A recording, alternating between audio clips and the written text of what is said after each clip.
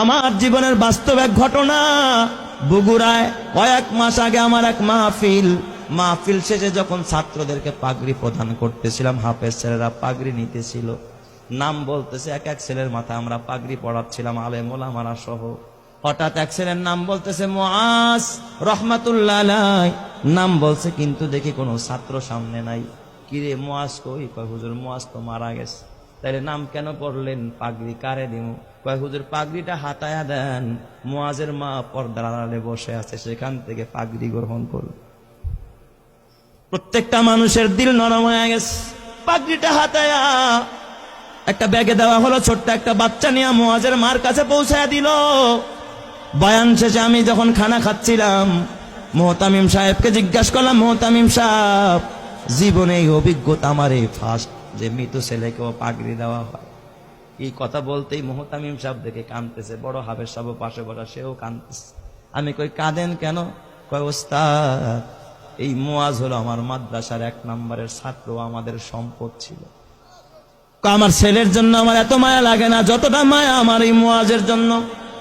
আমি বললাম এত কি গুণ এই মুআজের? কয় ওস্তাদ, মুআজ 18 মাসে কোরআনের হাফেজ হয়, জীবনে পাগড়ি ছাড়া নামাজ পড়ে নাই, মুআজের বাবা নাই, মুআজের মা বড় অসহায়, এই মাদ্রাসা লিল্লা বোর্ডিং এ মুআজ রে এতিমখানায় ফ্রি খাওয়াই আমরা, চিকিৎসা পর্যন্ত আমরা করাই। আমি বললাম তাহলে মুআজ কেমনে মারা গেল? কয় হুজুর কিছুদিন আগে চিকুনগুনিয়া জ্বর হয়েছে, আমরা ওর মারে খবর দিলাম, বললাম মুআজের মা মুআজের বাসায় নিয়ে যান, চিকুনগুনিয়া জ্বর হয়েছে।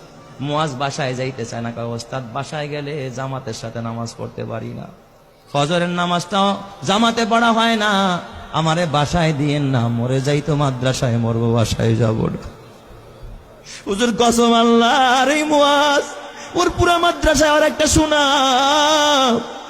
মুআজ বাসায় যায় না, মৃত্যুর আগের দিন জোহরের নামাজটা মসজিদে গিয়া পড়েছে, আসর থেকে নিয়ে তার অবনতি, রাত্রিবেলায় এশারের নামাজের পরে আমরা পার্শ্ববর্তী ক্লিনিকে নিয়ে গেলাম, সেখানে বাবা অক্সিজেন লাগায় রাখছে।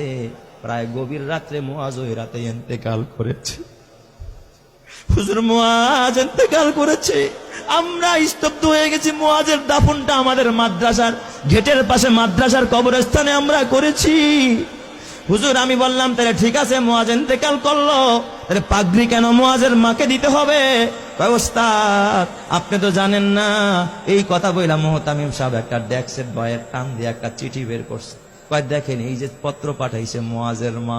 আমি চিঠিটা খুইলা দেখি মুআজের মা লিখছে সংক্ষেপে, ওস্তাদ হাফেজ সাহেব সব ছাত্রকে পাগড়ি দিবেন, কিন্তু আমার কলিজার টুকরা, আমার কলিজা সেরা ধন মুআজরে পাগড়ি থেকে বঞ্চিত করেন না, আমার মুআজরে পাগড়িটা দিবেন।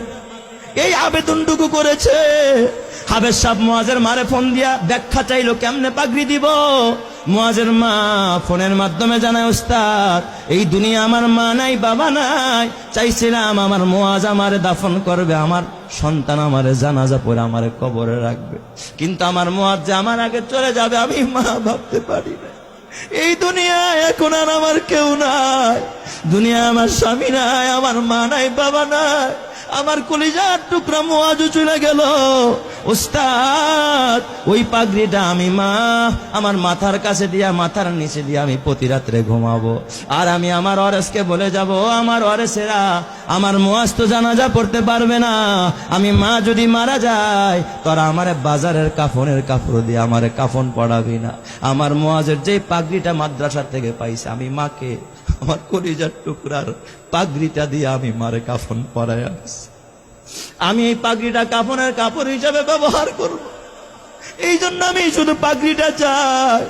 ও আমার মা, মাগো কালকে যদি মরে যাও মা, নাকের ফুল থাকবে না, কানের দুল থাকবে না, গলার মালা থাকবে না, হাতের বালা থাকবে না মা, খালি হাতে যেতে হবে মা।